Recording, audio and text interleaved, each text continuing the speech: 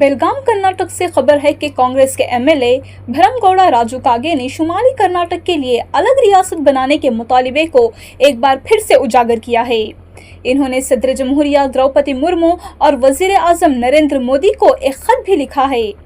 इस खत में 15 इजला पर मुश्तमिल नई रियासत बनाने की दरख्वास्त की है। इन इजला में बिदर, कलबुर्गी, विजयपुरा, यादगीर, बागलकोटे, बेलगावी, धारवाड़, गदग, कोप्पल, रायचूर, उत्तर कन्नड़ा, हावेरी, विजयनगर, बल्लारी और दावनगिरे शामिल हैं।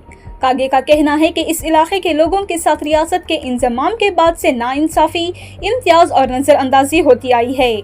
इनके मुताबिक नई रियासत बनने से इंतजाम बेहतर होगा और तरक्की में तवाज़ुन आएगा। इन्होंने नॉर्थ कर्नाटका स्ट्रगल कमेटी की जारी दस्तखत की मुहिम की हिमायत भी की है, जिसमें अब तक 1 करोड़ से ज्यादा लोगों ने दस्तखत किए हैं। कागे ने कहा है कि शुमाली कर्नाटक कुदरती और सकाफती दौलत से मालामाल है और इस खिते ने कन्नड़ जुबान के तहफ़्फ़ुज़ और रियासत के इत्तेहाद में अहम किरदार अदा किया है। इनका कहना है कि अलग रियासत बनने से कन्नड़ शनाख्त तकसीम नहीं होगी, बल्कि एक और मजबूत कन्नड़ बोलने वाला इलाका वजूद में आएगा जो अपनी तरक्याती तरजीहात खुद तय कर सकेगा। इन्होंने ये भी बताया कि इस मसले पर याददाश्तें रवां साल 3 जनवरी को सदर जमहूरिया और 5 जनवरी को वजीर आजम के दफ्तर में पेश की जा चुकी हैं।